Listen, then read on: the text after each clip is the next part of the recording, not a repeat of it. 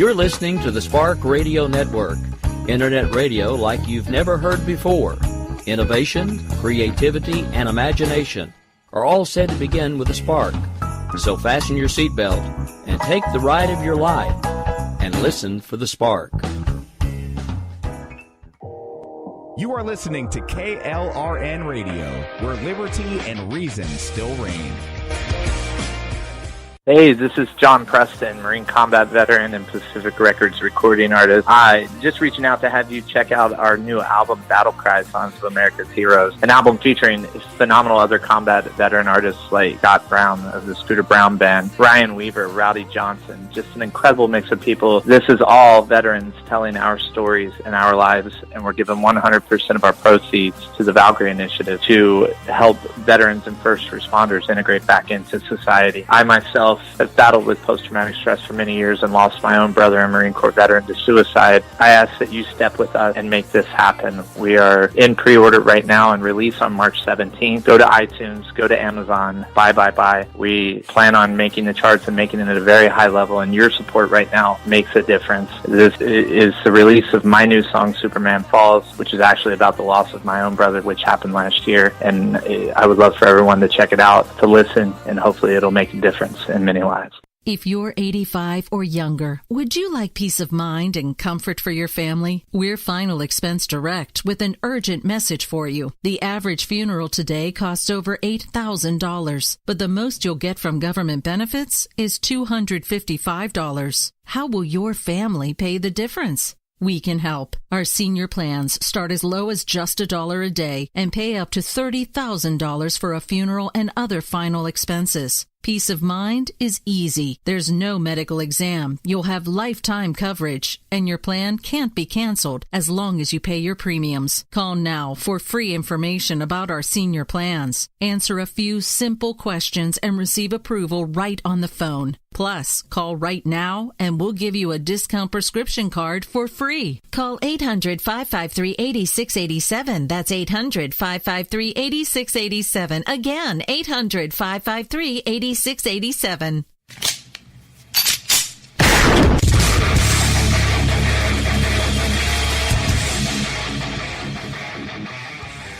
This is Slickery Trigger for Rebel Road Tactical. With proper care and feeding, your pistol will be ready when you need it. There to save your life. Shouldn't your gear be that good? Whether you need a holster for comfortable everyday carry or a tough-as-nails holster for your next training course, Rebel Road Tactical has what you need. Check us out on the web at rebelroadtactical.com.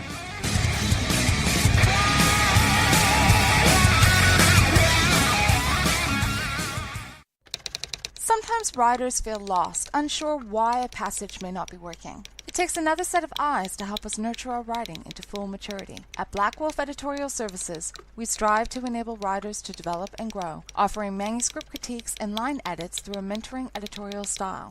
We also offer assistance on generating a writer's bio for your websites. Black Wolf Editorial Services, nurturing your writing into maturity. For a full list of services, visit blackwolfeditorial.com. Here's George Foreman with InventHelp. Hi, I'm George Foreman. Do you have an idea for a new product or invention? People ask me all the time, George, how do I get my idea in front of companies? How do I get a patent? What do I do next? Do you have the same questions? I'll tell you like I'll tell them all. Call my friends at InventHelp. Call InventHelp today for free information. InventHelp has been helping inventors for more than 30 years and has sales offices nationwide. InventHelp can submit your invention to companies who are interested in receiving new ideas. If you have an idea and want to try to patent it and submit it to companies, you should call InventHelp today for free information. Listen, I can't guarantee a company will be interested in your idea, but I believe every inventor deserves the opportunity to step into the ring and take their best shot. Put InventHelp in your corner. To get your free inventor's information, call 1-800-353-6490. That's 1-800-353-6490. Again, 1-800-353-6490. KLRN Radio has advertising rates available. We have rates to fit almost any budget. Contact us at advertising@klrnradio.com.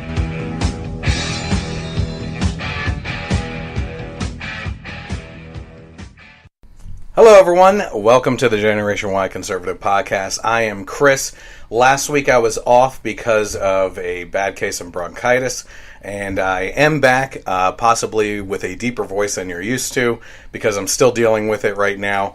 But we got a lot of stuff going on. We have 2 weeks of news stories and just huge things that have been happening since the last time that we spoke with each other, and it's a lot to go over, and there's been what I think is a huge cultural shift in America, and it's just fascinating to see how things can play out over the span of just a couple of days, and how the attitude and divisions in America could seemingly heal in parts of the country, while other parts of the country are dealing with so much. And despite differences that we're having with each other on relations with each other and everything, where the worst of humanity has played out in certain parts of America, at the same time, down in Texas right now, we're seeing the best of humanity play out, and people from all over the country. I mean, it's giving me chills right now just thinking about people from all over the country coming together despite race, despite sex, despite sexual orientation, despite any political affiliation that they may have, coming together to heal portions of Houston right now, and coming together to save people, risking their own lives to do these things.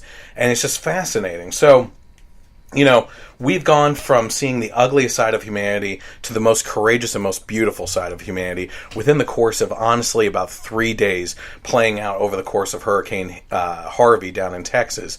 And just prior to that, the last time that we actually had the podcast, the main focus of that podcast was actually the events in Charlottesville, Virginia, with the neo-Nazis, KKK, alt-right, clashing with the Antifa people.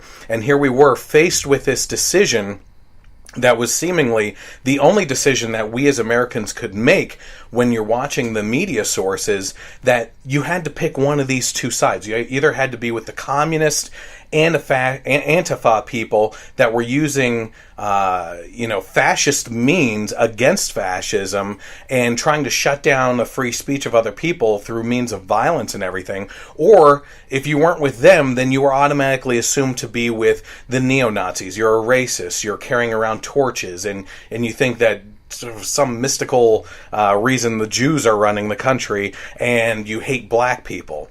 And frankly, what I laid out in that last podcast was, I don't believe that the majority of Americans fit into either of those two groups.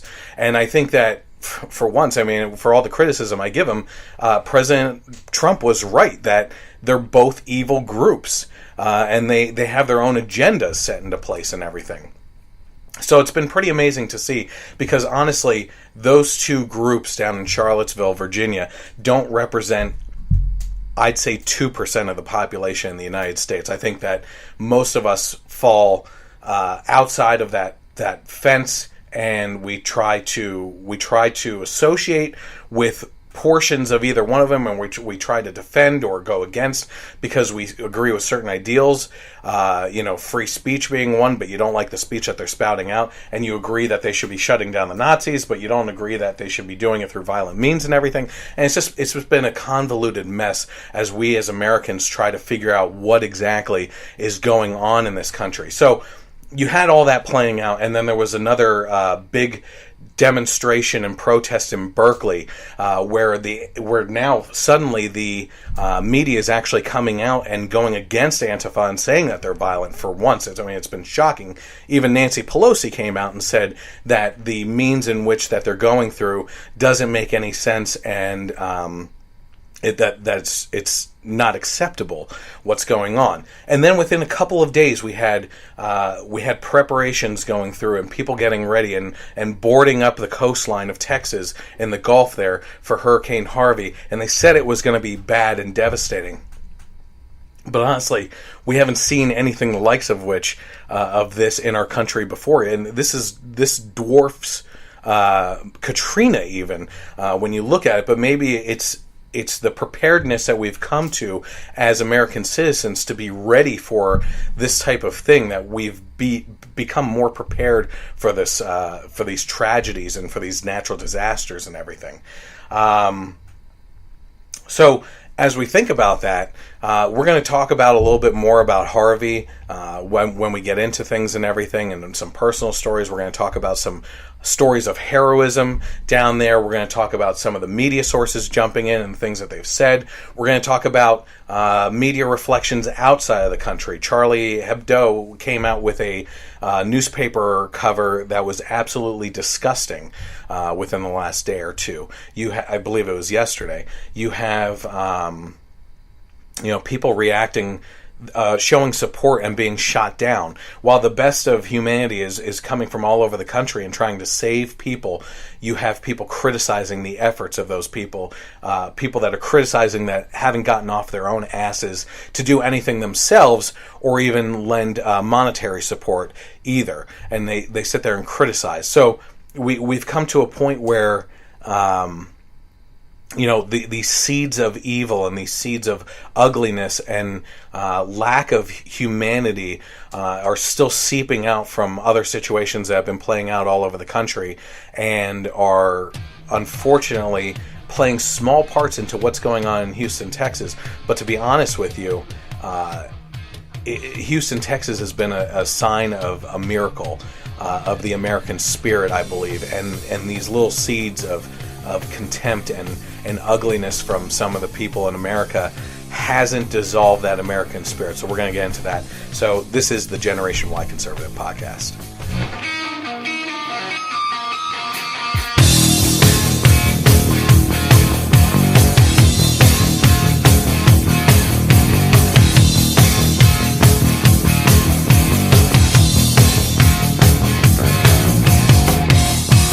All right, everyone. Welcome to the Generation Y Conservative Podcast, where the truth matters more than agenda, or is greater than agenda. I'm glad that you could join me tonight. I am alone, so I'm going to be joking around a little bit with no one to laugh at my jokes and everything, talking to myself, and at the same time trying to get over my bronchitis from last week. So it is what it is. If you're watching right now, you might be watching on Facebook Live, which I appreciate. It's kind of a behind-the-scenes thing that you can do. I encourage you to head over to the Generation Y Conservative fan page and hit like, then go to the notifications and get notifications so that you can be notified when we go live with the podcast. Usually I am joined by guests or sometimes even a panel of people. We also have things like movie reviews are coming out. And I have another little something that's coming up pretty soon as well that I'll be doing. As a little side thing. I'll just tell you, I'm actually going to do, as I read through books, I'm going to do little book reviews quickly in the podcast as well. If you're watching right now, you can actually look at the bottom of your screen. The second most, or actually I would say the first most important part that you should subscribe to is the Generation Y Conservative YouTube channel. Head over there, hit subscribe, and then also click on the bell notification once you get that so you can be notified when any of the videos are published. I have a lot of fun lately on Twitter. I'm more active in the morning and everything while I'm listening to some of the morning shows. But you can follow me at Gen Y Conservative without the E on the end and interact with me there. And if you are listening on the podcast, you can actually find me on iTunes courtesy of KLRNRadio. It's an internet radio station that carries me and this podcast rebroadcasts on Sundays from 3 to 6 p.m., depending on how long I go. Sometimes I don't even fill up the whole 3 hours, and when I'm sitting here talking by myself, it's probably not going to happen, I'll be honest with you. So, those are all the ways that you can follow me. The podcast, I used to be available on some of the other resources like Google Play and Stitcher and everything. I have narrowed that down to iTunes to make it very simple for people to find, so you can always find me there. By the way, I have family members down in Texas right now, some in Austin, Texas. All my cousins are actually in Austin, Texas. And I have my aunt and uncle in the greater Houston area, actually in Sugar Land, which is actually closer to the coastline. They were all affected, and I just want to send my love out to my family down there this week and throughout the whole process of what they have to go through. I have my hat on this microphone here that isn't being used tonight, and it's Vaqueros. It's a cafe and restaurant where my cousin Matt is the head chef at down in Austin, Texas. So if you happen to be in the area, it's a brand new restaurant. I encourage you to go down there and check that out. As a personal side note, my aunt and uncle were actually up here last week, coincidentally, visiting, and flew back into Texas last Saturday, and I believe they were either stuck in the airport until either late Sunday night or Monday morning, because every exit that they went to at the airport had like 8 feet of water in the road. So it's an incredible scene. It's things that people haven't seen before, and it's just absolutely insane. And this is going to be months of cleanup. We personally in my family have been talking about, once the waters recede this fall, if things slow down with my business, since I have the ability to, I might even be taking off, and we may even be going down there and staying in the area and working some relief efforts and doing some volunteer work to clean up. So that's something that we're talking about. But here's one way that you can actually help with the relief efforts down there right now. We are switching, even though it is August 31st, from the charity that we were just highlighting. We're going into a new one, especially because of what's happening in Houston right now. So this month's spotlight charity is Mercury One. It's a charitable organization based in Dallas, Texas, that is helping in the relief efforts in Houston, Texas, as the country deals with the largest natural disaster in American history and the fallout that will result in costs that will exceed that of Katrina easily. Mercury One is teamed up with multiple organizational partners like Operation Barbecue, Team Rubicon, City Impact, Somebody Cares, Cleaning the World, and Provisions Projects, among a couple others.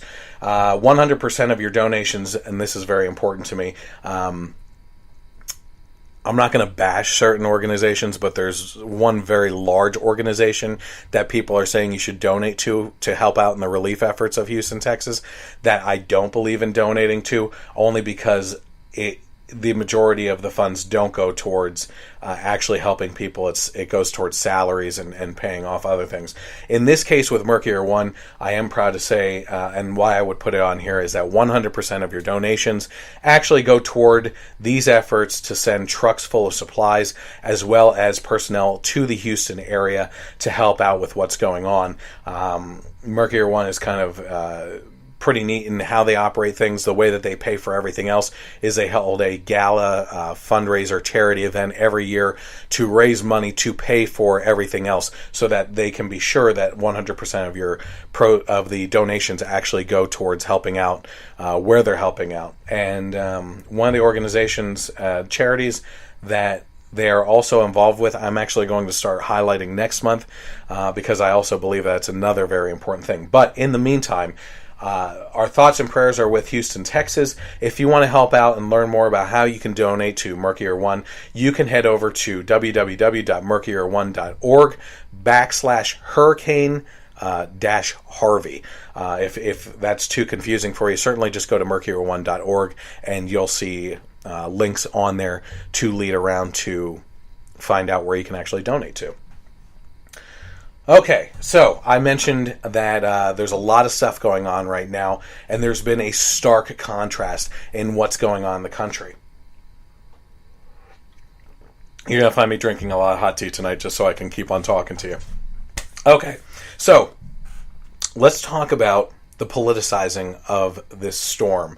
Now, what's been going on in the past couple weeks, we were talking before the break there about Charlottesville, Virginia, and Berkley, California, and how we've seen this just scar in America right now. And it really seemed like at the time you're sitting there and even the staunchest of political people that I was talking to were sitting back and watching things play out in these places and thinking to themselves and saying to me as well, what the heck is going on? What is coming down the road here? Because it looked like, I mean, it's hard not to think about civil war in the case of this, but how would civil war even play out? I mean, how do you know who's with who and who's on what side and everything? And even then, you get into the little categories of people like you're not going to categorize me with neo-Nazis and the KKK and everything, because I stand against those people as well. So you would end up with multiple civil wars, I think. And it's a messy situation. We certainly don't want that. What we want is healing. But unfortunately, there are groups of people in this country right now that are not heading towards a healing mentality and instead are trying to further wedge us apart. And that's pretty unfortunate. So as we're watching all this stuff play out, we have Hurricane Harvey hit. And it's amazing to think this way, because I don't want it to sound I don't want it to come off the wrong way. Hurricane Harvey has been a miracle in that the way it's brought people together in a time when people really did need to come together. And I find that really amazing. We have media sources, speaking of politicizing the storm and everything, talking about what Donald Trump's efforts have been. We're going to talk about them going after Melania Trump tonight for wearing high heels down to Houston on their recent visit. They're talking about how Trump could have been more prepared or could have done more in the relief efforts and stuff that's going on in the aftermath of the storm. You have media sources going after the Republicans for basically not voting for a relief bill a couple years ago in regards to natural disasters, when over, I believe, 80% of that bill was filled with pork, which is things that don't deal with the natural disasters, which has been a huge problem for decades now in Congress. And every time you have one party claiming that the other party didn't vote for a bill, it doesn't matter which party it is, I would encourage you to look past the face value of what that bill says in the headline. If it says, Republicans vote against saving babies, or Democrats vote against, these efforts to save people and everything, start to read the actual bill, because you'll actually find that there's so much crap tied into that it doesn't even make sense. And it's one of the biggest problems that we're having in this country, is that we keep on tying more and more things into bills that don't even make sense, that have nothing to do with the bill itself. And then they try to politicize it and make one party or the other party look bad. And in this case, there was so much stuff wrapped up into the disaster relief stuff that the Republicans didn't vote for it. So it makes sense. And Ted Cruz kind of put a CNN or MSNBC or something reporter into her place when she tried putting that on him. But here's the thing. What I find amazing is that as you are looking at the news and you're seeing all these things that are happening, you're seeing all these people coming down from all over the country, going in and saving people, people jumping in and risking their lives, people pulling boats down and getting into the water, people rescuing people setting up different areas to help out with the volunteers, to help give them a break and everything. What I find fascinating is that it's not politicized. If I would love to see a media source try to ask someone. I think they actually did. This one woman that was rescued. Like if they're seeing more Republicans or Democrats saving people, it doesn't matter. Like, this is not the time to be throwing politics into the mix of a huge disaster like this. There are Republicans and Democrats, socialists, communists, there's libertarians and constitutionalists, all going down to Texas right now, putting all that crap aside, being Americans and showing the American spirit, and actually putting their lives on the line to help other people out. And you couldn't ask for anything more than that. And that's one of the most wonderful things I could point out about this, is we can almost take a break from all the politics surrounding everything right now and actually look at the situation for what it is. It's a huge natural disaster, and yet there's bright light in regards to humanity and the human spirit and what it showcases in the face of disaster. So let's talk about some of the stories of actual heroism. One of the really cool stories was there's a furniture store down there, and the guy who runs it is actually known as Mattress Mac, and he opened up at least 2 of his stores, from my knowledge, to people that need to get out of the zones and have a place to hunker down and rest and everything. So he's basically allowed the trashing of his inventory, not trashing per se, but once people start sleeping on all these mattresses and furniture and everything like that, especially coming from these flood zones, this stuff is going to be not sellable anymore. So this guy actually opened up his stores to allow people escaping the area to go in there and use his facilities as a place to get together and do this stuff. And that's one thing that's amazing. Another story I heard was about these 3 teens that were between the ages of, I believe it was 14 and 17 or something like that.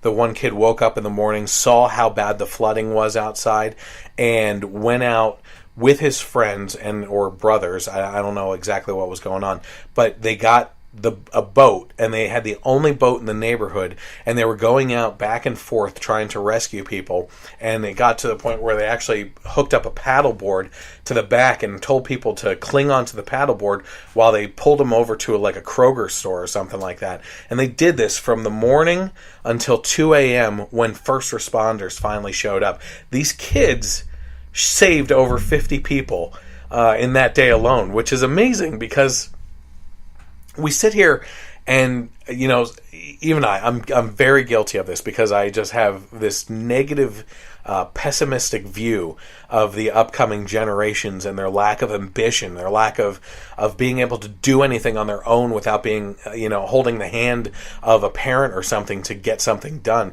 I always compare him against George Washington, who was out in the woods at the age of 13, forging a path and his own way at the time.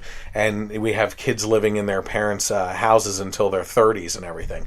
But here we have kids that I didn't even hear anything about where their parents were, what their parents were thinking, or if the parents helped out. All I know is that these 3 kids saved 50 people that day in the Houston area by going out and using a boat and getting these people to safety. And I find that amazing. I find it fascinating that, when our mettle is tested, it gives us the opportunity to really shine and show how prepared we are as people, instead of sitting around and wondering what we're capable of. We're capable of so much, and I think that this is really shining a real big light on humanity and giving me at least a lot more faith in the American citizens. Let's talk about the lines of boats on the highway. Hundreds, if not thousands of boats from private citizens traveling all over the country to come down into the Houston area. And in a lot of cases, you actually see videos of them lined up along the highway heading into Houston.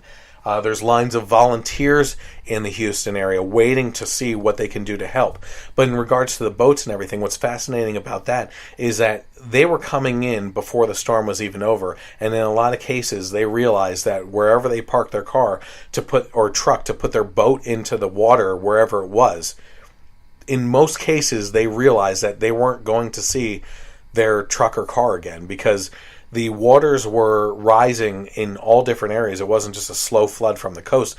It fills up all around, and you're left on basic islands within the Houston area where you're parked your car, and then eventually that gets enveloped by water. So it's pretty fascinating that these people were just giving up their vehicles and everything else to go in and save people. Let's see here. So this is another cool example. So 2 businesses that were actually helping in the relief efforts that didn't actually do the volunteer efforts themselves, but helped out with volunteers. So there was one donut shop owner down in Texas who kept his business open the entire time and may still be doing that. I'm not sure, and I probably should have wrote down his name to give him even more credit and everything. But he stayed open to provide food and coffee for the volunteers, because he knew that these volunteers were going to need this coffee and energy to stay awake and keep on going and doing what they're doing. So he was helping out with the volunteers to keep them going. Then you had Anheuser-Busch, who halted their production of beer and instead started canning water and sending that down. We so often hear about these evil corporations that are only out to make money and everything, and yet you have these corporations that do stuff like this that it just blows your mind sometimes. So they're actually bottling up water, and it's pretty crazy. I think of one of my own kind of survival stories, actually, was my wife and I getting stuck out in the middle of a storm on a river in our kayaks. And it was the first time that I had ever experienced being dehydrated, and I'm on the water. And it was amazing because I knew, when I was sick with cancer, one of the only shows I would watch on Netflix in the series was Man vs. Wild with Bear Grylls, and he was always talking about don't drink the river water, don't drink standing water or anything like that. So I'm dehydrated. I'm looking at this water while I'm going down the river, and I'm like, oh my gosh, I just want to drink this water so I can revive myself. Well, think about what's going on in Houston right now. So much water. That's the biggest problem right now. But you also have septic lines coming and backing up. You have debris from different things. There was a chemical plant that exploded either yesterday or today, and the chemicals from that going into the water and the air and everything. This water is a disaster in and of itself. You cannot drink that. Now there's things like survival straws. I believe that one of the companies that makes these survival straws is actually distributing those among the Houston area, because that is a filtration device that you can actually put into any water source and suck up pure water. So that's pretty amazing in and of itself too. But water is a big thing. So if there's any way that you can send bottled water or get involved in a charity that sends bottled water down to the Houston area, that would probably be another really good relief effort as well. Let's see. Okay, so let's talk about some of the really crazy things that have been going on with this storm and the kind of fallout from it. So we were talking about the best of humanity and also talking about the ugliness of humanity that we were just getting over in Charlottesville. Well, a Florida University professor just got fired for tweeting during the storm, "Maybe Hurricane Harvey is karma for all the people in Texas who voted for Trump." Now, if you've been following this podcast for a while, you know that I've talked about for a while how I don't believe in either side of the political aisle using the internet like Twitter to become internet trolls, to go after people, to get them fired for things that they say. The Gatlingsburg fire, I believe is what it was called. At one point in time, there was a extreme liberal that was talking about rednecks getting burned and how he was happy about that and stuff. And these backwoods people. And people were going after him, trying to get him fired from his job for saying something that was obscene. And I was saying in the podcast during the time, like, we can't become these type of people that go after people like this. So, to be honest with you, I don't know the story behind this Florida University professor and what happened there. Obviously, it was a disgusting tweet. I don't know if people actually went after the university and tried to get him fired, or if the university just happened to see it themselves after an outrage and decided on their own to get rid of the guy. Which, in that case, that, you are representing the university, and they have every opportunity to do that, in which case he made a big mistake and was a disgusting human being at the time. Okay, so here's another one that was going on. So we were talking about the French magazine Charlie Hebdo, in which case they just came out with a magazine cover, and you can actually see that on the screen right now. Or it's a newspaper article cover. So it's in French, but my understanding is it says at the top there, "God exists." Sorry. He drowned all the neo-Nazis in Texas. So if you're just listening to the podcast right now, what you're seeing on the cover there is a flooded area with Nazi flags halfway under the water, a Heil Hitler salutes kind of coming up, arms coming up out of the water and everything. And it's a generalization and a disgusting one at that from this French newspaper, in which case they're basically saying that the people of Texas are all a bunch of neo-Nazis. But if you actually look at the demographics of Texas, it's pretty fascinating actually, because the Houston area specifically, or I guess it's Irving, which is up in the Dallas area. But either way, around that whole area is one of the most diverse parts of the country as far as the makeup of it, being Hispanics and blacks and whites and Asians and everything. And when you actually look at the percentages of those, it's one of the most diverse areas. Houston is a predominantly Democratic area of voting. I believe they were going over some of the numbers today, and like two of the representatives or senators that were voted in those areas, it was like 80% and 70% to the opposition being Democrats being voted in. So this is a gross overgeneralization of what's going on down there. I'll be very honest with you. Texans are some of the most genuine, heartfelt people I have ever come across, and that's why it's been a goal of mine for probably a decade now to eventually move to Texas myself. Because if you walk down the sidewalk down there, first of all, if you're from the South, maybe this is the way the South is and everything. But up here in the Northeast, even in Pennsylvania, if you're walking down the sidewalk and you're coming at someone, the intuition basically for both parties is to look down at the sidewalk and keep on walking past each other. But down in Texas, when I was down there the last time, every single person I walked past like gave me a nod, said hello, and like greeted you as you walk by, and you get this weird feeling. You're like, where am I? This is the strangest thing going on.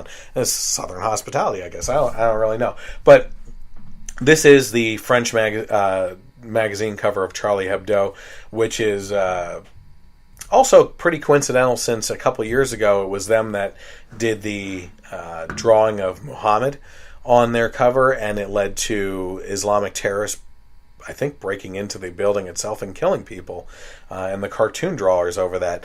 And of course over here you had people on the right specifically supporting this magazine and the expression of what's going on and speaking out against what happened, and then they come out with something disgusting like this.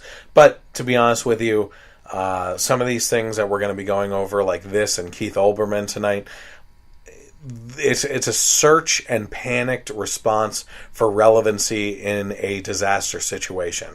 So the last time I heard anything about Charlie Hebdo was that Islamic extremism that led to the deaths of people over the drawings of Muhammad. So they haven't been in the spotlight for a while, so they wanted to do something disgusting, as far as I'm concerned, to get back into the spotlight. So it is what it is. Okay, so I want to take this opportunity right now to apologize for one of my posts. Sometimes I get things wrong.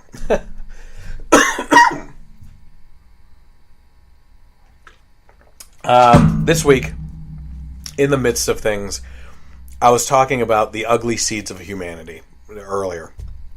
And one of the articles that immediately started floating around at the time was that Joel Osteen, who has a mega church down in the Houston area, was closing his doors to the Texans and not allowing them to come in and seek shelter from the storm. This story came out pretty quickly and spread like wildfire. It was actually a trending topic on Twitter. And unfortunately, I have to say I jumped in on it myself, because I have my own disdain for the preaching methods of Joel Osteen and people like, I think it's Joyce Meyer, people who push this teaching of the Bible to seemingly help people get rich, and that you can get rich by following God in certain different ways. And yet when you listen to their sermons, they rarely ever mention Jesus or Christ or God or anything. And it just gets to be infuriating sometimes, especially when you're a Christian trying to really follow the faith, and you see people like this becoming a wall between people that need to be saved and God. I fell into that trap. I posted the article and said my piece about him closing the doors. I thought it was wrong. I even came up with some excuses and everything. Well, as the week played out, it turned out that this story was actually pretty false in what was going on. At the time, during the midst of this hurricane, what was happening was the church's board of people were on the phone with the mega arena that was actually being used for relief efforts and asking if they needed them to open the doors to people as an overflow venue. And the arena was telling them at the time, no, thank you. We have everything under control. Send people this way. You're kind of in a flood zone as it is. And if we need additional resources of venues that we need for secondary overflow and everything, we have you on a list of people that we can actually call to and get things going. While they were on the phone with this, the story started floating around about them closing their doors and not allowing people in. So, what happened? First of all, I jumped the gun on it, and that's pretty obvious. But what really happened here is that we have an overarching battle in Houston. Okay, it's the people trying to survive against nature. Okay, but beyond that, there's always a battle in the world right now, but certainly here in America too. And a lot of people don't like to recognize that. But there's a battle for Christianity, and Christianity was always a saving grace of a religion that taught the love of Christ and helped a lot of people, save a lot of people, and bring them to Christ and everything. But there's been this bastardization of the religion because people don't like that it doesn't conform with their own agendas. And so in recent decades, you've seen movements against Christianity and talk of separation of certain classes in the United States and everything. So we see, wages of war against the rich just because they have more than people than the have-nots. You see it against whites because whites have had it too good for too long. So if you're a white male, you're really screwed because you are the epitome of white privilege and everything. No matter what you do, even if you fought cancer and lost jobs and were in debt and everything and fighting for your life, it doesn't matter because you still have a better chance than everyone else, and it's white privilege, whatever. You also have those of religion. So Christianity specifically gets blamed for a lot of things, especially views on sexuality and marriage and saving of the unborn and everything. But you also have the fact that these people are very, very specific in the religions that they attack, right? It's very odd that after 9/11, when it was a very specific radical religion that did that we moved into this politically correct arena, in which case you had to tiptoe on eggshells around everything in regards to radical Islam and not mention it at all or blame it for anything and try to make it into workplace violence and everything else. But Christianity was open season. It's like anytime you can blame Christianity or try to blame it, then you want to. So I'm going way off track here.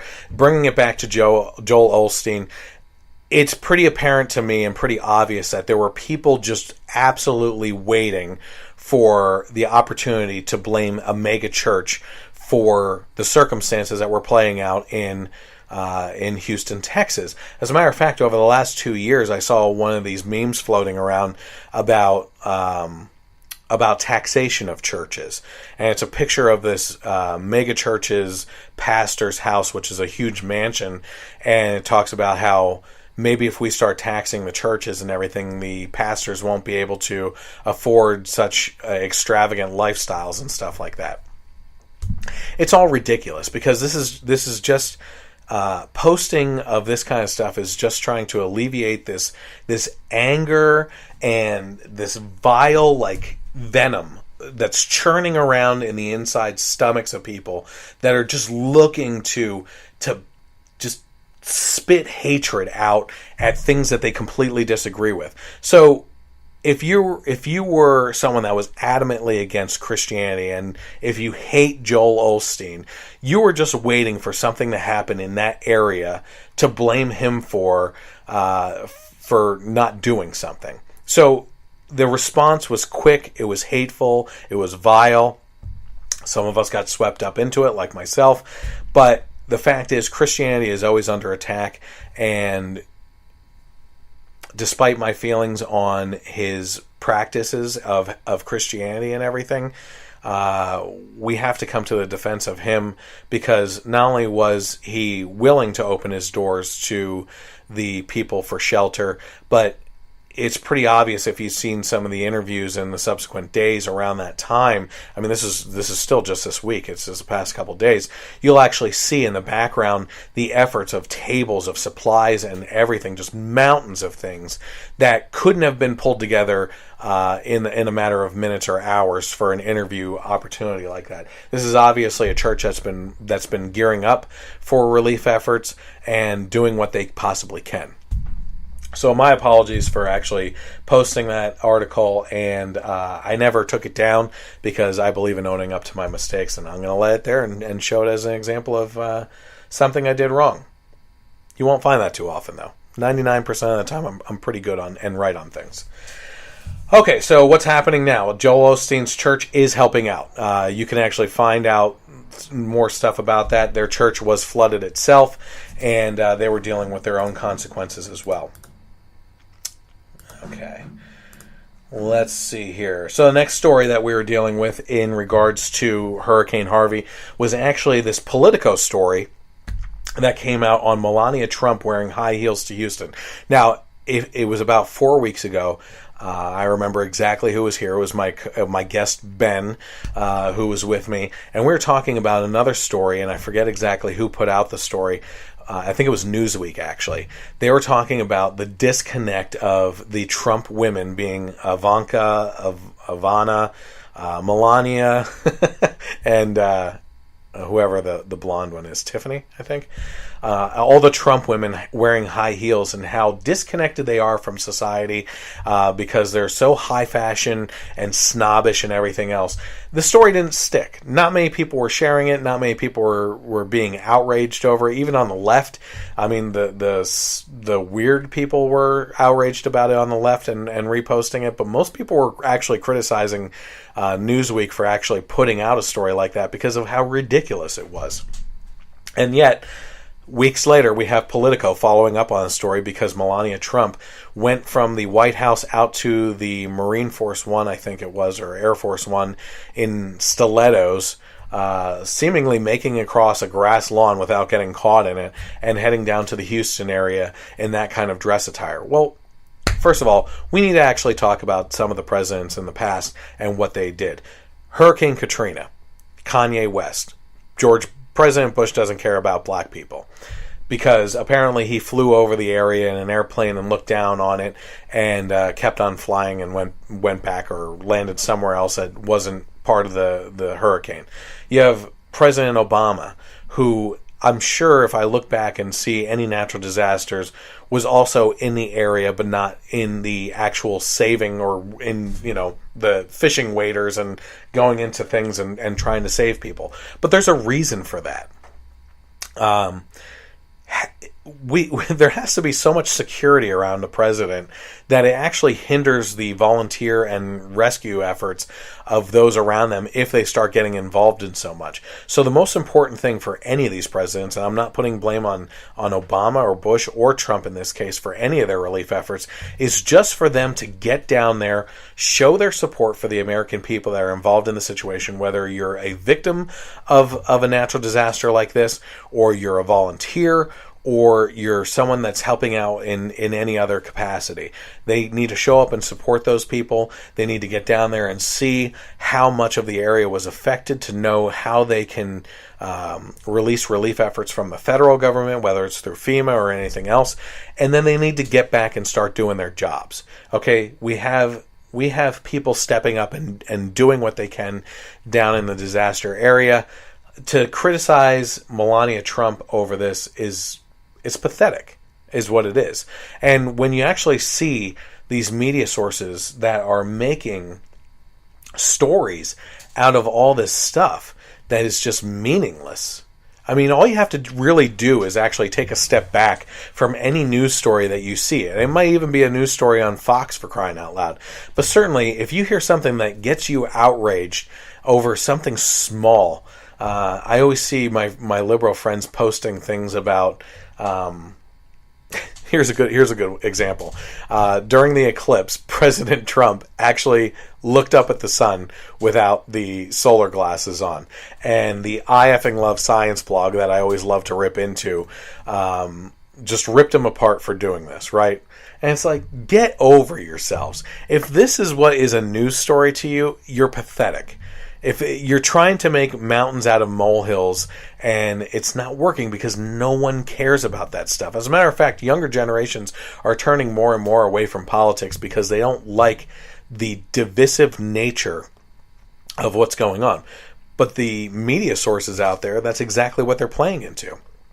They believe in divide and conquer, and they're doing every possible thing that they can to do that.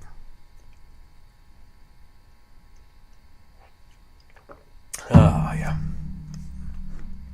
Okay, so let's move on to other federal government people and their support for Houston. So this one was pretty interesting. U.S. Secretary of Education Betsy DeVos tweeted out her support and prayers for the Houston area. And in her tweet, she said, "Our prayers are with all those in the path of hashtag Hurricane Harvey at USED Gov, U.S. United States Education Gov, stands ready to assist impacted schools."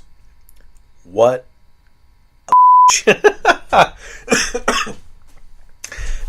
in all seriousness, and that's me being sarcastic, this is a tweet of support and absolutely nothing disgusting about it. It shows support, it shows prayer, and it shows that they're ready to assist in any way possible, especially in regards to schools, since she's the Secretary of Education. Well, you would think it was the end of the world and that the most vile scum just said something horrible like Charlie Hebdo about the Nazis and everything, because Keith Olbermann actually responded by tweeting, "The hurricane is going to do less damage to schools than you are, mother effer." So, while people are risking their lives to save people they don't even know, and we see the American spirit at work in Houston as a stark contrast to the ugly language and physical nature of places like Charlottesville and Berkley, Olbermann had to interject an ugly tone and rhetoric without anything to spur him on but an absolute hatred in his heart. That's all there is to it with Keith Olbermann. He has hatred in his heart. Now, Olbermann, after being called out, gave out about as a pathetic an apology as his career pathway from MSNBC and ESPN to his short internet clips on GQ by tweeting that he apologizes to Betsy DeVos, basically, and should reserve the hateful rhetoric to others that are more deserving. And with that tweet was a picture of his new book coming out called Trump is Effing Crazy, which I can only imagine is a paint-by-numbers book or a picture book when it's coming from Keith Olbermann. But isn't it funny that this guy is the one that's calling Trump crazy? Because this is the guy who apparently is a professional commentator and yet resorts to foul language and shock tweets to gain any spotlight again. I mean, this guy, like I said, he's gone from MSNBC and ESPN, having this career and a radio show and everything, to now doing 2 to 5 minute clips on GQ. You know, so he's like a child. He's like these kids that use Twitter by using foul language and shock pictures and stuff just to get a few likes and retweets and everything. That's what Keith Olbermann has become. And this is also the guy who flipped out on a staff member at the Kennedy Center during a memorial service because they didn't have ketchup packets for His Majesty. So, Keith Olbermann. Just another pathetic media figure. And, if you just go through his tweets and the use of the F word and saying Nazi about Trump and everything else, it's just amazing to see the downfall of this guy. So while we're on the topic of commentators that have disappeared and keep coming back into the spotlight, yesterday on Facebook, Tomi Lahren actually announced, to the surprise of no one, that she will be joining the Fox News network. And in her statement, it read, "I'm blessed and honored to join the Fox News team. This exciting new step will allow me to give voice to all the America-loving patriots who have had my back since day one. I will remain a solid and passionate advocate for you. Thank you for following me on my journey. I assure you I will always stand up and speak out for our brave service members, our law enforcement community, our veterans, and hardworking Americans from coast to coast. The Fox News digital future is bright, and I can't wait to take it to new heights. There is so much more to come, and I am blessed to partner with Fox News on this next adventure. I'll see you on Hannity with more. It's a good day. # Team Tommy. Maybe I didn't catch this the first time, but it actually says Fox News Digital in her statement. So maybe she's actually not joining the actual TV network, and she may just keep on her final thoughts type segment on the Fox Facebook page and YouTube page and everything. I don't really know. But here's the thing. Fox News has been going down the ratings since the last election. MSNBC, for the first time ever, has actually been exceeding the Fox News ratings, so they're looking for ways to get propped back up again, and maybe Tomi Lahren can help that out. I'm personally not a fan of Tomi Lahren. Maybe she can try some commentary that is on a more lighter side, more humor, more smiles, less scolding and snobbery. It would help her cause. As a matter of fact, when I tried to work at the Blaze when she was there, it was her and Lawrence Jones that I wanted to work with the most. And Lawrence, I tried to be his producer, and he sent me the link for applying for that at one point in time. But there's sparks of hope in both of them. Lawrence is a fantastic guy. He's on point and everything, but there's ways that I know that he can go from fantastic to stellar. And things that the network isn't taking advantage of him for that would really make his personality shine even more, which is hard to imagine if you actually watch Lawrence, because he's just a fantastic individual. Now, in the case of Tomi Lahren, a lot of people like her condescending attitude, her outrage at things, and it just, to me, after a while, it grates on the nerves. Like, I get it, you're angry at things. One of the things I've always said about her is that she offers little in the ways of solutions to the problems that she keeps on pushing out there. She has a problem with this, and she's going to tell you about it. She's going to show her outrage, and good night, everybody, no solution. And that's exactly how she got caught with her hand in the cookie jar, so to speak, when she went on to the Daily Show with Trevor Noah, which is, he said, you talk all the time about how Colin Kaepernick is not being an American with the way he's protesting, but you have never given the way that a black man should protest what his feelings are in America. So what should Colin Kaepernick do? And she didn't have an answer for that. I had said to someone at one point in time, it might have been Lawrence in an email or something, that I would love the opportunity to just sit down and try to mold different ways, because you can go from an outrage to solutions and actually become something more to people. Instead of just the angry voice for people, you can actually become the solution for people, which is what I believe Americans are truly searching for right now in the face of everything like Charlottesville, Berkley, Houston, is we can identify the problems, but we need to move forward by coming together on solutions. So, while we're on the topic of fake outrage and everything, let's talk about this story that I actually came across on a Facebook page called Guff. I actually, I don't know when I started following that, but Guff.com, they published an article that is pushing this idea that right-wingers, in quotation marks, are pissed off at a recent Jennifer Lawrence Vogue cover featuring her in front of the Statue of Liberty. So I'm actually going to bring that up for you right here. Booyah. There you go. So this is actually the cover of Vogue that is out right now, or will be coming out.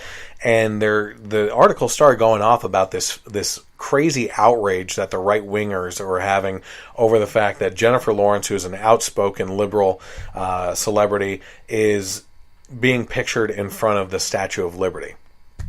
Well, I can tell you, of all the media sources I listen to, right-wing radio and podcasts, news broadcasts, and everything else, and articles that I read, it wasn't until I read this article that I was informed that there was an outrage over this Vogue cover.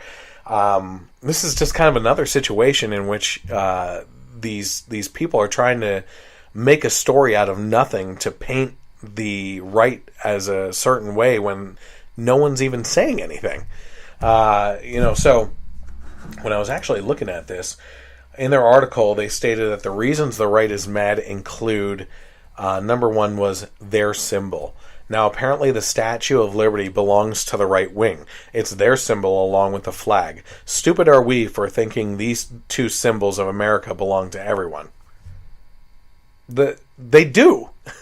Who is arguing that? Who on the right, what conservative voice or anything has ever said that the Statue of Liberty is the best thing to represent the right, and the flag? There is a difference in the matter of respect of the flag. The flag does represent everybody, but when you have people on the left burning it, spitting on it, pissing on it, I've seen in protests, and disrespecting it in any other way, there is a certain level of respect that is a difference between those on the right and those on the left.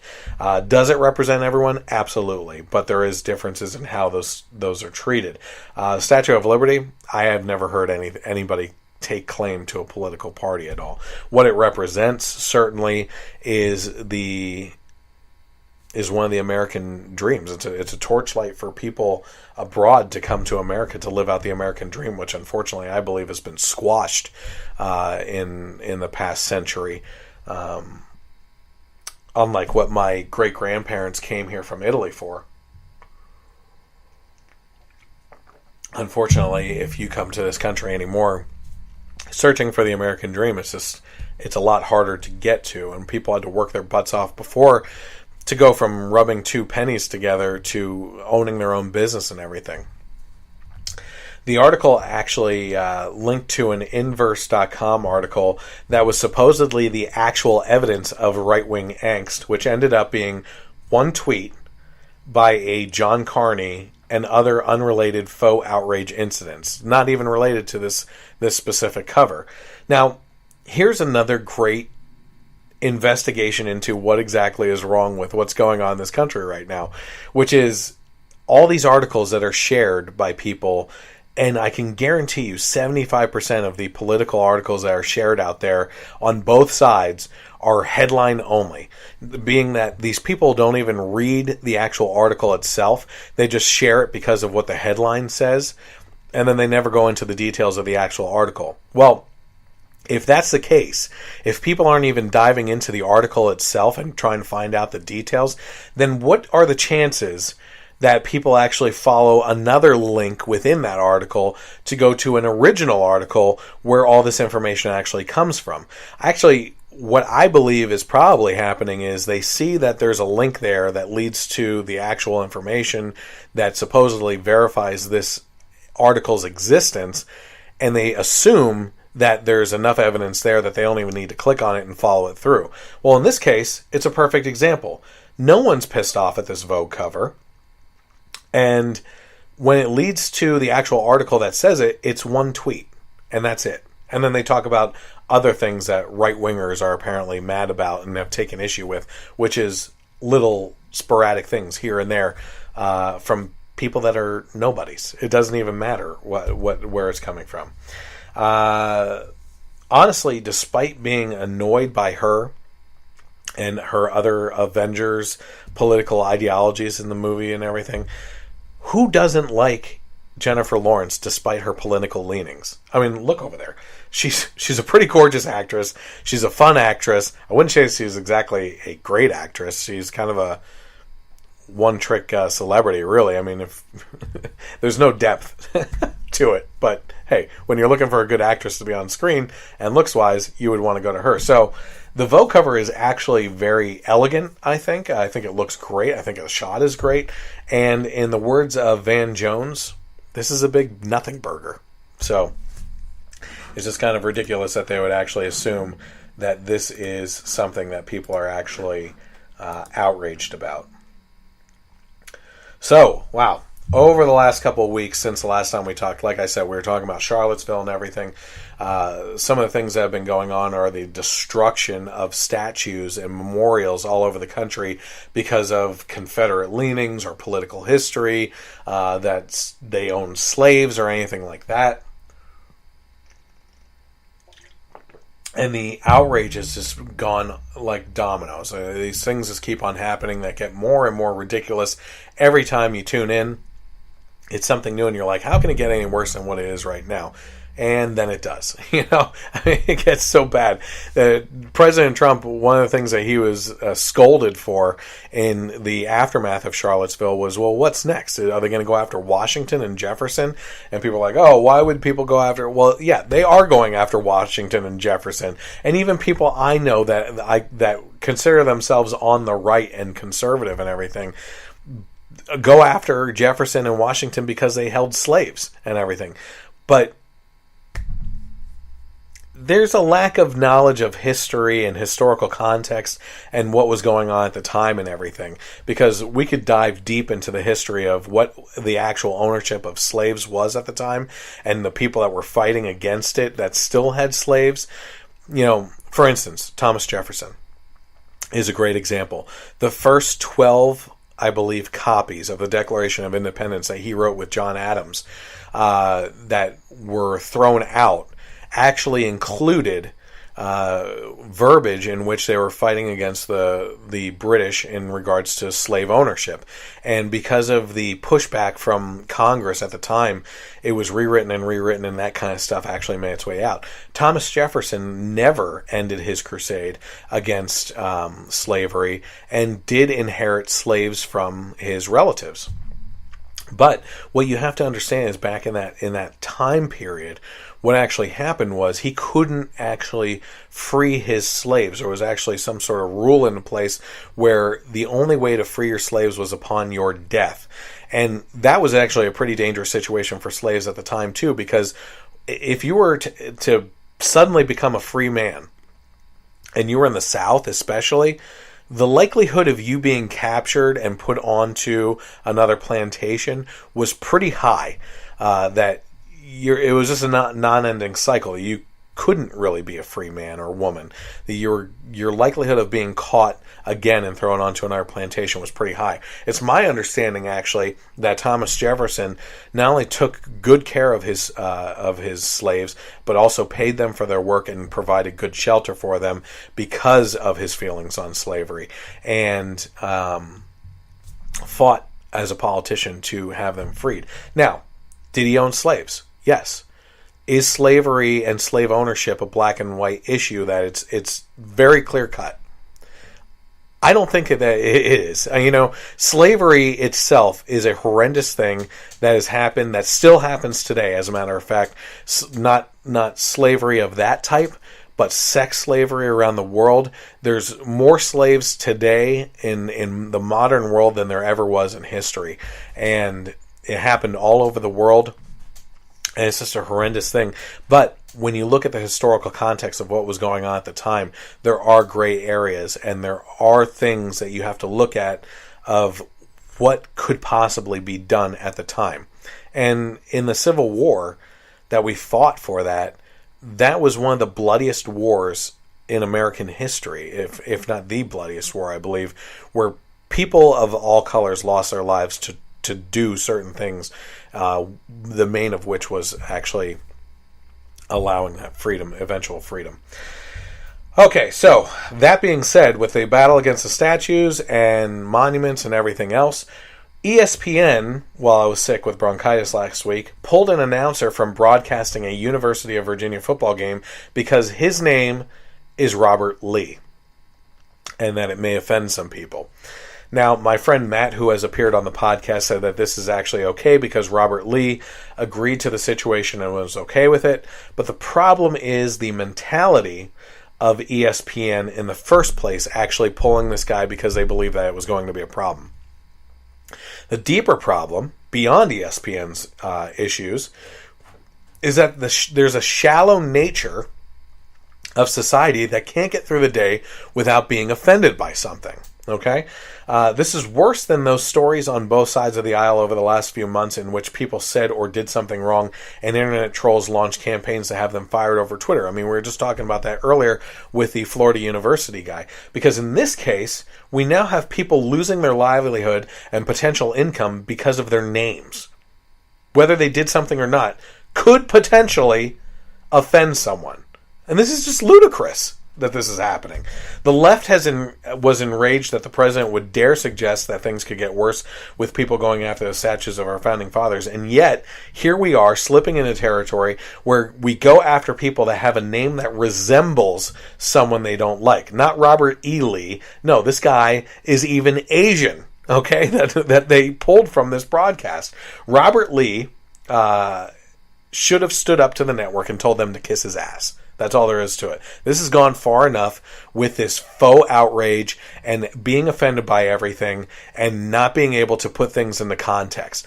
We have so much more to worry about in this country. These statues aren't coming to life like the night at the museum and beating the crap out of black people in the dead of night and going after, the LGBT community or anything like that.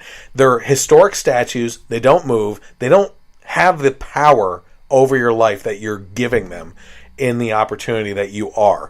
They hold no power over your life. Okay? You are writing the history of your life every single day. You should be writing those pages. And if you're allowing objects to direct what's going on in your life and have so much sway over your heart, then you are a pathetic individual that needs to reevaluate what's going on in your life and focus on more important issues.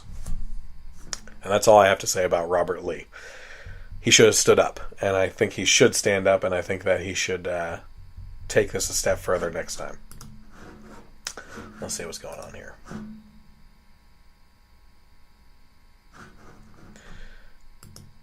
Okay, so while we're speaking of offending delicate little flower children, this past week I posted a story and an apparent groundbreaking follow-up that made clear that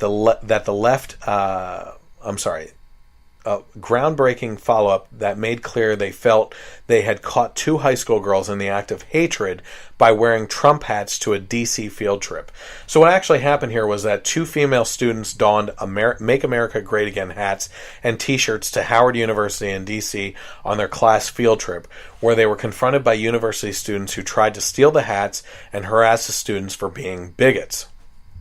Now, that was the article that I had first posted. BuzzFeed followed up this article and said this: Allie Van D and Sarah Applegeist sparked anger when they walked onto the campus Saturday wearing MAGA hats and other Trump gear, inflaming tensions that had already been stoked by President Trump's response to, here we go, the neo-Nazi and white supremacist rally in Charlottesville. So bringing it all to Trump and Charlottesville.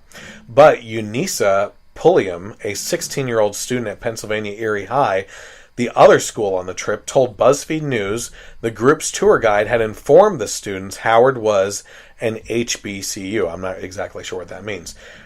She said, our tour guide told us it was an HBCU and everything, and that's when we looked at what they were wearing and said, you can't wear that to a historically black college. They just ignored it like we didn't say it at all. It doesn't really matter, does it? So, let's see here. Before we got into the cafe, we told them to take off the hats, said Quentin Rogers. I had a pit in my stomach. I knew something was going to happen. They ignored us. They took matters into their own hands and kept them on. Rogers also said, you can wear political gear on a field trip. There's nothing wrong with it. But when you're going to particular places, don't do that. You have to be nice. To me, I felt like that was wrong.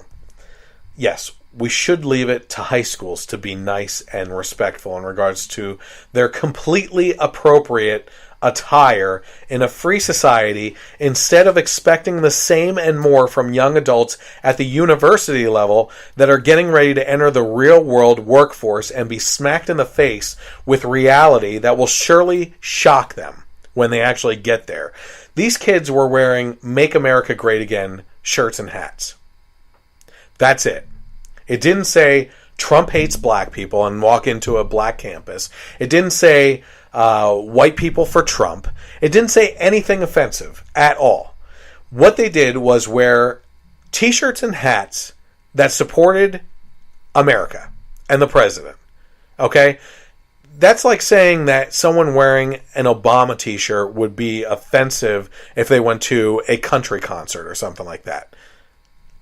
You would be right in saying that's not offensive, because it's not.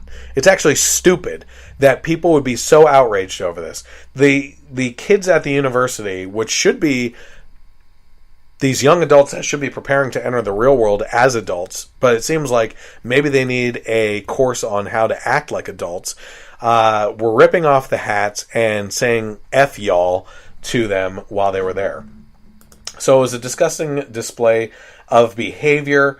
And it's just ridiculous that we've gotten to this point in the country where you can't even wear a politically correct shirt. Okay, if you're talking about an offensive shirt that was politically motivated one way or the other, that said something horrendous, I would actually agree with you. Okay, I would say that it was stupid to wear that kind of thing into the college.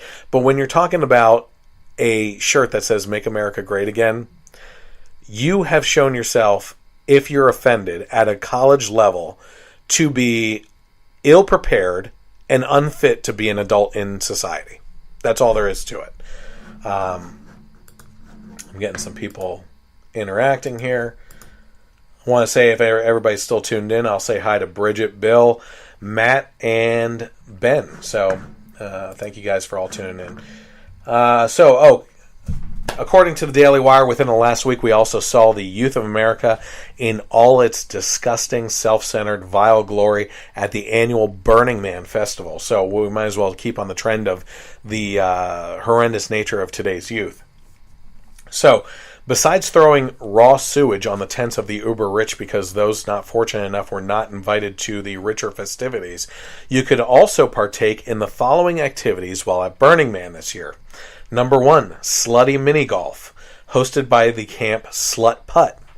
For this event, burners are invited to come play a round of slutty mini golf. Take points off your golf game by completing slutty tasks. May the biggest slut win. You could also go to Polegasm. Get yours. The events page does not define what a polegasm means, but according to an Urban Dictionary, polegasm is defined as the intense orgasm some people, male or female, experience when climbing a rope or pole. We got some real winners here. The Orgasmator Experience, as the title indicates, this event listed under adult-oriented, offers a variety of ways for women to have an orgasm where they can enjoy intense physical pleasure in an environment that is safe, comfortable, sensual, and private. Camp Beaverton's Lesbianish Lending Library, where lesbian burners are invited to pick up a good book or share one of your favorites. Trashy lesbians romance novels guaranteed. That's some good adult reading right there. Excuse me real quick.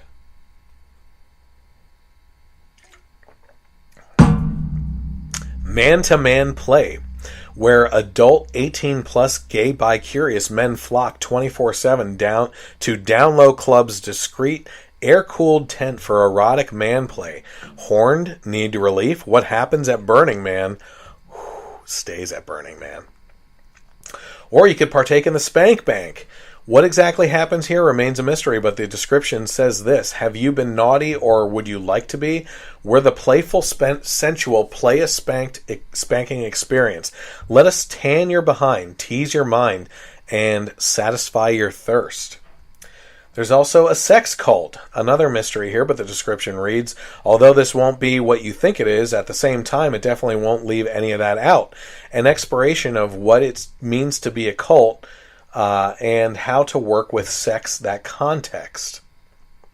Spanky's University. This dive into Burning Man's academia offers Spank You, daily classes on a variety of kink, bondism topics, consent and negotiation, kink 101, fire cupping, neuroscience, and humiliation. The Pussy Day Spa. Ladies, do you want to be pampered, thrilled, and delighted? Come to the spa for champagne and a refreshing body wash. Have your pubic hair touched up, or get a new style with a customized design. Lightning bolts.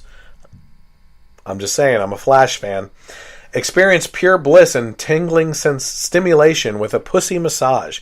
We take reservations as well as walk-ins.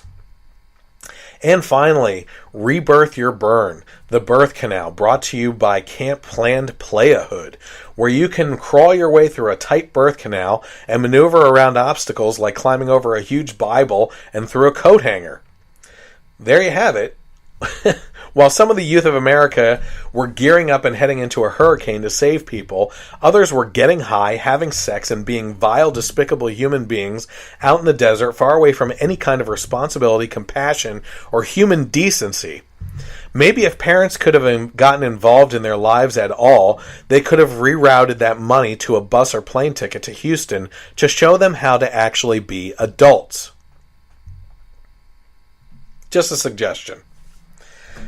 While we're on the topic of that, there's another thing that actually happened in regards to the same type of line, but we're actually going to go a little bit younger to teenagers. Teen Vogue is back in my news. A couple of weeks ago, we were actually discussing their guide to anal sex. That's a guide to anal sex for teenagers. But this time, they're actually focusing on back-to-school essentials. Back to school. Everyone remembers being a kid and getting together with your mom and dad and putting together that list of notebook paper, binders, trapper keepers, if you're from the 80s and 90s like I am, notebook paper, pencil sharpeners, and everything else. But I hate to break it to you, Staples isn't going to carry the types of items and back-to-school essentials that Teen Vogue is actually calling for. At least yet, they're not carrying it. According to The Resurgent, in an article titled Back to School Awards 2017, the Best Health and Wellness Products, they begin innocently enough listing best essential oils and workout equipment. It soon, however, takes an insidious turn. In listing the best feminine hygiene wipes, young girls are greeted with this: sex is fun, but it sure is messy. These wipes will be there for you when you're finished, but can't hightail it to a shower. They're also formulated not to mess with your vaginal pH, keeping things happy until your next sexpedition, also referred to as a whore's bath. So they're basically wet wipes to wipe up the mess after having sex. And they're referred to as a whore's bath. Now, a little history lesson here for you.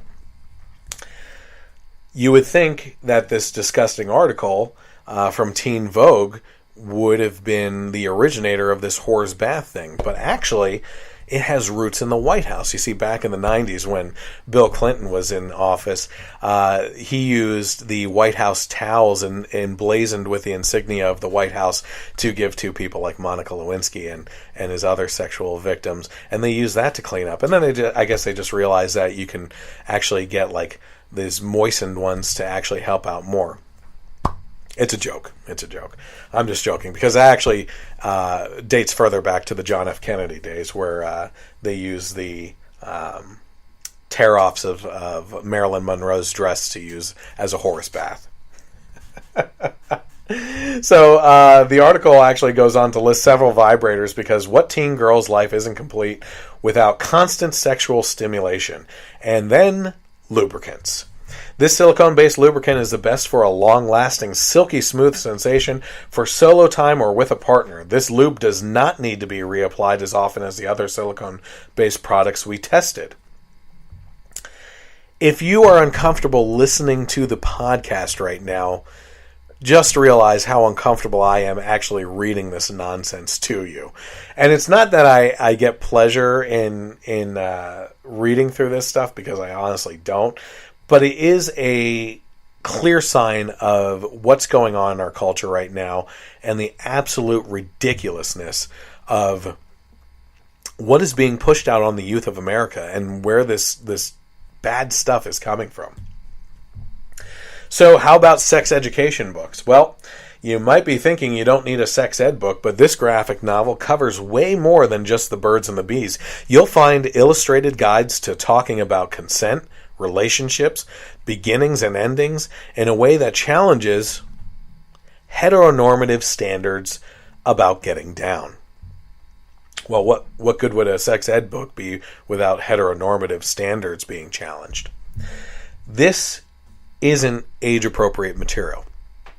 Okay, maybe one of the liberal people that follows my page, hey Kenya, how's it going?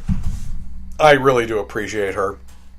And I've been getting messages of support recently from her and others, and I love having different points of views get involved in my page and voicing their opinions and everything. Because as I've said to her and others, once we actually start opening up a conversation about politics and religion and everything, we actually start to realize that we have more in common than we have in differences. And it's an amazing thing when we can actually come together on a lot of things. Unfortunately, some of the people had backlash towards me in regards to this, saying that if you're offended by this, you obviously haven't read Teen Vogue in the past. Do I look like I read Teen Vogue? I mean, at what point would I be the type of person to pick up a Teen Vogue? But that being said, I've never read a Teen Vogue, and this article does not get excused just because there's been previous material written in a horrendous, vile fashion before, that there's this train that, I can't stop the train from moving right now because each cart has just as much vile crap on it and we can't stop it now. No, there's no excuse for this. If this is aimed towards teens, as the title suggests of the magazine, then this kind of crap shouldn't be in here. As a matter of fact, the way that this stuff is written that I just read off to you isn't even really appropriate for adult women, okay? You may have... it's not. It just isn't. I'm trying to come up with ways to say, maybe it could have been written better, more professional, and a little bit more sensitively. But this is just... Honestly, it sounds like a weird person... typing up a blog on sex in their parents' basement that's like a horn dog, whether it's a male or female, and we don't want to assume either way, no matter what's going on there, but it's pretty disgusting. So what we are seeing is a resurgence, at least in part, of the free love mentality of the 60s and 70s that led to a spike in sexually transmitted diseases. And that's true. But the only good news in this whole thing is that the generation after that, of the 60s and 70s, saw that their parents or older siblings were hot messes and turned to a more conservative agenda that led to the Reagan 80s. So keep it up. Keep being animals if you want to be. But you will be your own political undoing. That's all there is to it. All right, so now let's get into a little bit more interactive stuff. We're actually going to take a look at some videos here and talk about those before we end the podcast for tonight. So the first one we actually have up stars someone, maybe she's famous, I've never heard of her before, Lily Pons, talking about the desperate situation in Venezuela. And I'm going to let the whole video play through because it's not too long, and then we'll actually talk about it afterwards. It's time to stop ignoring the crisis in Venezuela. Once the richest country in Latin America, Venezuela is now broke thanks to the collapse of the oil industry and general mismanagement of the economy. Not the can't spring for the guac because it's extra broke. Like, there would be no food even if there was a Chipotle grill. For the last 5 years, people have been starving. 75% of the country has lost an average of 19 pounds per person since the food crisis. The simple answer to why people aren't eating is that there is no food. Photos of grocery store shelves look like scenes from The Walking Dead. The only difference is that people actually watch The Walking Dead. But not enough people are paying attention to the crisis in Venezuela. Venezuela's president, Nicolás Maduro, isn't helping because, well, he's mostly to blame. While people are starving, he's focused on changing the constitution to give himself more power. Run to the ground by their own government, Venezuela is down to their last $10 billion. Sure, $10 billion sounds like a lot, but that's less than America spent on porn last year. Just porn. The people of Venezuela are rightfully angry. When people are angry, they protest. And when the protest gets violent, there are deaths. Since April, official reports say that at least 129 people have been killed as a result of the protests. Last year, 60 people were murdered in Venezuela every day, and the growing desperation is only going to make that number go up. Pretty amazing video. And I watched it, the first time I watched it was probably actually last week. But like I said, we're catching up on stories and topics and everything this week. But as I'm watching through it, I'm thinking to myself, yeah, okay, all right, this is good information. Thank you for getting this information out to people. I'm waiting for the end of it. I'm waiting for them to say that this is what happens in socialized countries. This is a prime example of socialism. And nothing. They never get to that because they don't want to admit that this is a prime example of what happens in a socialist country. So, Venezuela is falling apart. It's just another part of the world that's dealing with disaster right now, and on an economic level. And what's happening, she was talking about the starvation of people in Venezuela and what's going on. And if you were paying attention to the video, they actually show that people are eating out of the trash to stay alive anymore down there. And what's even more amazing is that you're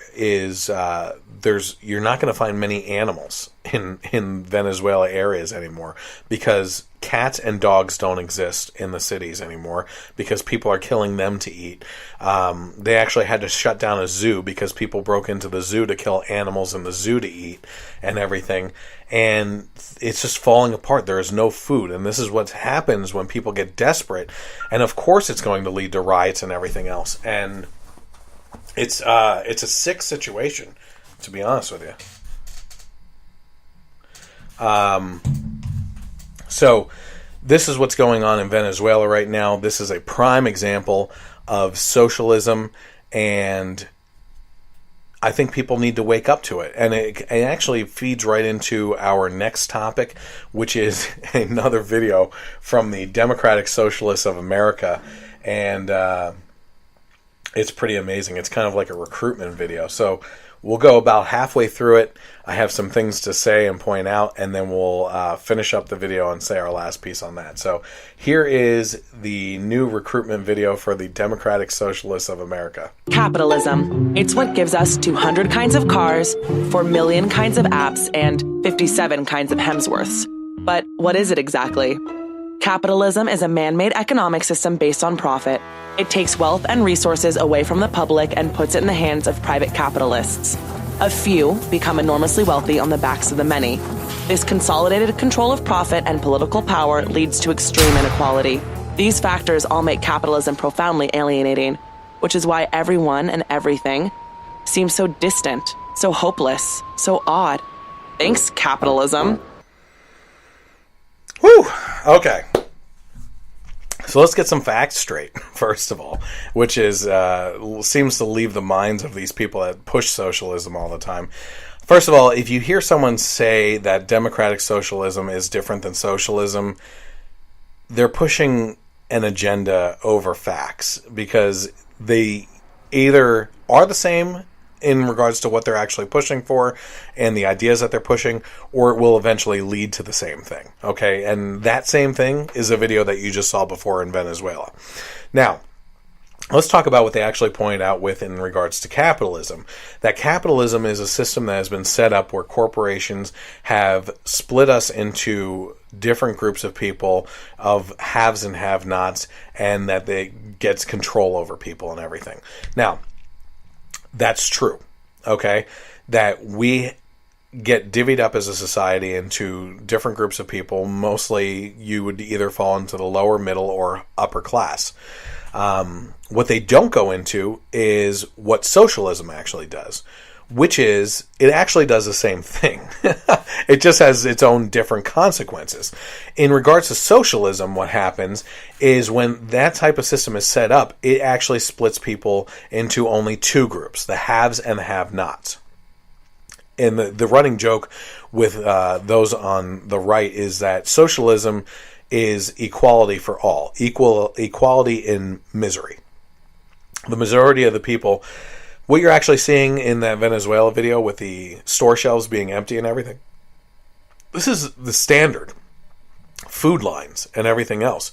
You have people that are fighting for things, but they're basic things.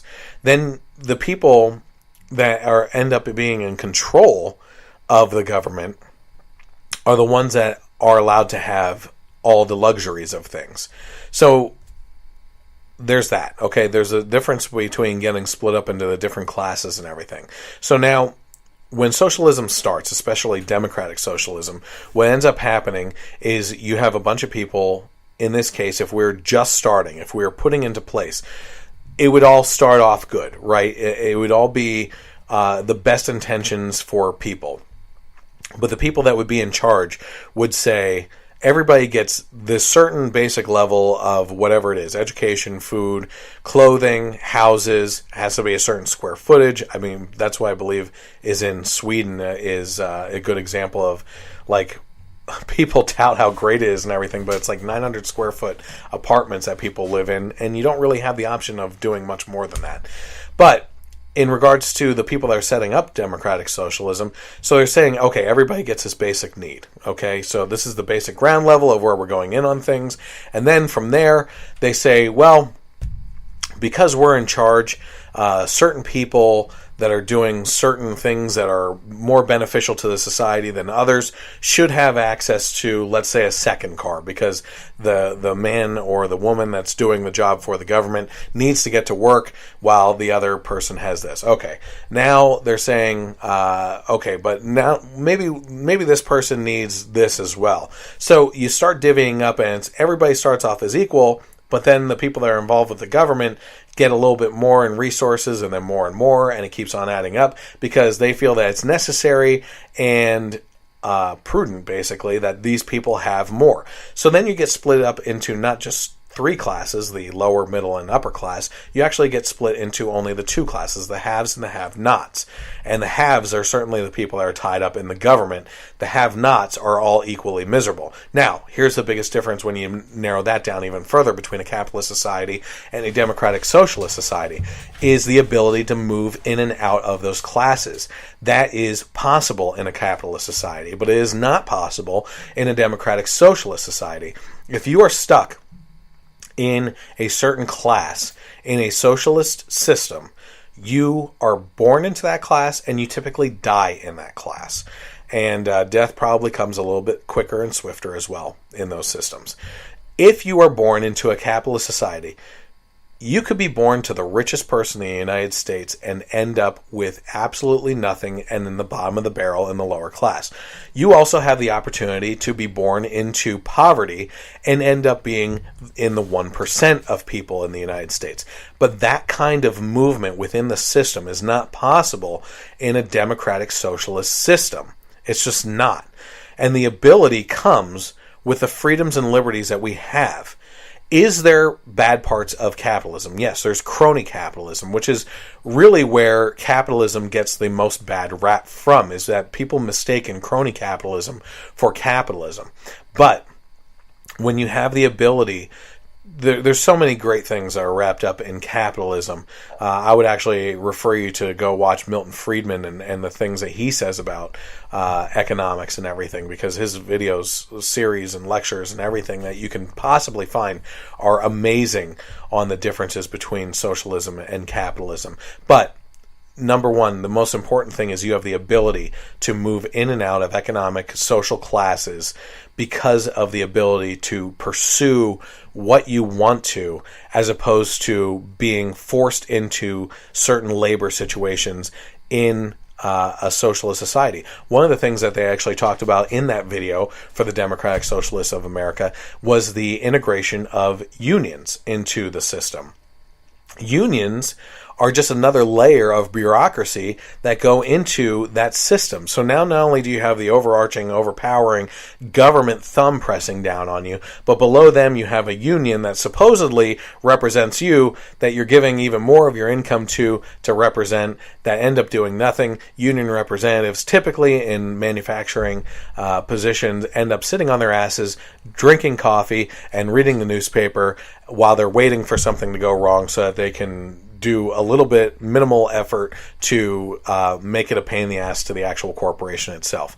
Unions, in most cases, are a waste of time unless they're for people that actually risk their lives and everything. That's just my personal opinion. But the more government interaction that you add and levels of bureaucracy, the more oppressive the nature is that you're going to be living under.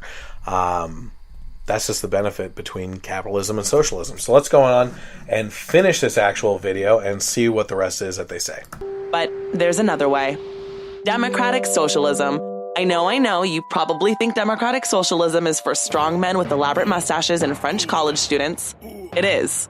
Because democratic socialism is for everyone. Democratic socialism fights inequality by giving power back to the workers through unions and true representation. It overcomes alienation and inequality by strengthening civil rights and building solidarity among the many. No system is perfect, but the one we live in now is needlessly cruel and unfair. And millions want something new, something better. Help build that something through the Democratic Socialists of America. New members joining every day, new chapters starting every week. We're waiting.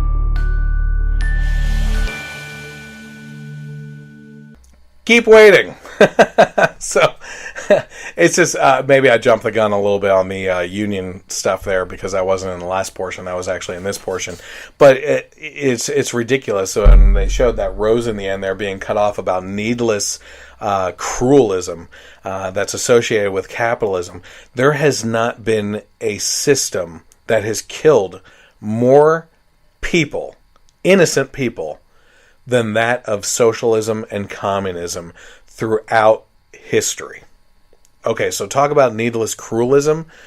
That is the history of socialism and communism, is deaths of millions upon millions of people. As in regards to inequality and everything, I just got done explaining that. There's you essentially create two classes, and it's not that that equality becomes better. It's just that you become a cog in the system that's basically meaningless in the eyes of everyone in the government in that country, except for if you cause a problem and you need to be oiled or replaced. That's all there is to it. Socialism ends up being a pretty barbaric system in regards to how people live their lives. And if nothing else, that Venezuela video, you can actually go back and watch that and see what's going on in Venezuela right now as a good example of how bad things can get under socialism. So, that's it for tonight. It wasn't that long of a podcast, so I apologize for that.